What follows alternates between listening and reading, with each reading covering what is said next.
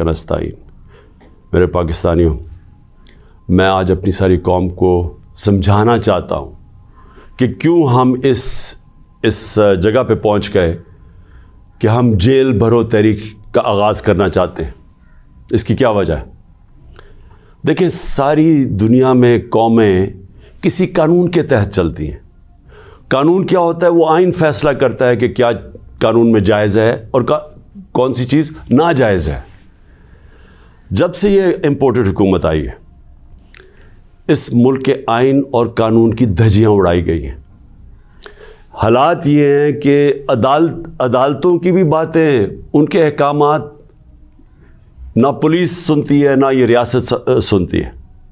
मैं आपको मिसाल देता हूँ कि अभी हाल ही में जब ये इम्पोर्टेड हुकूमत भाग रही थी इस्लामाबाद के लोकल गवर्नमेंट इलेक्शन से, तो अदालत ने कहा कि फौरी तौर पे डेट दो, बल्कि उन्होंने तो कहा कि 48 घंटे में करवाओ। अभी तक कोई महीना होने लगा है तकरीबन, अभी तक इलेक्शंस नहीं हुए। उसके अलावा जिस तरह फंडामेंटल राइट्स, जो बुनियादी हकूक़, जो हमारा आइन हमें हमारे बुनियादी हकूक़ की हिफाजत करता है, हालात ये हैं कि लोगों को उठाया जाता है। कितने लोगों को, सोशल मीडिया के लोगों को उठाया गया, उनको तशद्दुद किया गया उनके ऊपर, सिर्फ इसलिए कि उनकी कोई ट्वीट थी, उसके ऊपर उठाया गया, तशद्दुद किया गया। अभी तक कई ऐसे लोग हैं जिन्होंने जिस तरह का तशद्दुद किया गया, अभी तक उनका ज़हनी तवाज़ुन ठीक नहीं हुआ। आज़म स्वाति, कौन सा आइन, कौन सा कानून इजाज़त देता है कि एक ट्वीट के ऊपर नंगा करके उसके ऊपर तशद्दुद किया जाए, और फिर जब वो फिर से उसको जेल में डाला जाता है और फिर उसको कोई 30 उसके ऊपर FIR कोई बलूचिस्तान सिंध में की जाती है।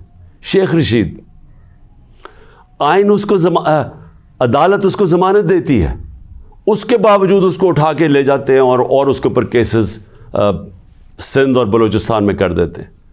फवाद चौधरी, अदालत 4 दफ़ा कहती है IG को कि पेश करो फवाद चौधरी को अदालत में, और वो उसको इस्लामाबाद ले जाते हैं। तो ये तो मैं थोड़ी मिसालें दे रहा हूँ। जो शहबाज गिल से हुआ, कस्टोडियल टॉर्चर, तशद्दुद, ये पाकिस्तान के कानून के ख़िलाफ़ है। तशद्दुद भी हुआ और उसको कोई रिलीफ नहीं मिली, और फिर डराया धमकाया गया और केसेस किए गए। पुरअमन एहतजाज हमारा था 25 मई को, उसके ऊपर जो जुल्म किया गया, कौन सा कानून और आइन एक जमहूरियत में इजाज़त देता है कि पुरअमन एहतजाज के ऊपर तशद्दुद करो? इन्होंने 3-3 धरने हमारे अगेंस्ट दिए और लॉन्ग मार्चेस की, किसके ऊपर हमने कोई सख्ती की? तो मैं तो ये थोड़ी सी मिसालें दे रहा हूँ आपको कि हमारा सारा जो हमारे आइन और कानून के ऊपर जो एतमाद है हम इस कौम का, वो उठता जा रहा है। और बल्कि हमें ये खौफ है कि जो अब आइन, जो जमहूरियत बेस होती है जिस आइन के ऊपर, और जमहूरियत के अंदर वाज़े तौर पे है कि 90 दिन के अंदर इलेक्शंस करवाने पड़ेंगे। हमने अपनी 2 हुकूमतें पंजाब और सिंध में क्यों गिराई, डिज़ोल्व की? खुद कोई ऐसे नहीं करता। हमने सिर्फ आइन को सामने रख के की कि हमें जब पता था कि 90 दिन के अलावा आप आगे नहीं जा सकते, तो हमने उसको सामने रख के इलेक्शंस की तरफ गए, इसलिए कि मुल्क एक बहुत बड़े बुरहान का शिकार है, एक पॉलिटिकल इंस्टेबिलिटी का शिकार है। और जब तक इस मुल्क में सियासी इस्तेकाम नहीं आता, हमारी माशियत नहीं ठीक होने लगी। तो हमने कुर्बानियाँ दी 2 गवर्नमेंट्स की, जो तकरीबन 66% पाकिस्तान है, सिर्फ इसलिए कि आइन 90 दिन में इलेक्शन करवाता है। अभी तक कितने दिन हो गए हैं? 20-25 दिन हो गए हैं, अभी तक कोई डेट नहीं मिली। दोनों इलेक्शन कमीशन और ये जो 2 हुकूमतें, जो 2 गवर्नर्स हैं, उन्होंने डेट्स नहीं अभी तक दी, और ये सीधी पाकिस्तान के आइन की वायलेशन है। और अगर ये 90 दिन से आगे जाते हैं तो आइन बड़ा साफ़ है इसमें कि आर्टिकल 6 लगेगा। ये सारी कौम अब देख रही है पाकिस्तान की अदालतों की तरफ, और मैं ये वाज़े करना चाहता हूँ, ये वो पाकिस्तान में वक्त आ गया जो जस्टिस मुनीर मोमेंट हम कहते हैं, कि एक दफ़ा डॉक्ट्रिन ऑफ नेसेसिटी के तहत हमारी जो इस कौम का डाउन स्लाइड शुरू हुआ है, जो निचला सफ़र शुरू हुआ है, वो जो फ़ैसला था कि डॉक्ट्रिन ऑफ नेसेसिटी के तहत आइन को پیچھے ہٹا کے ہم نے طاقت کے ساتھ ہماری عدالتیں گئی. تو آج بھی وہی وقت ہے, سارا پاکستان دیکھ رہا ہے, ٹائم بدل چکا ہے.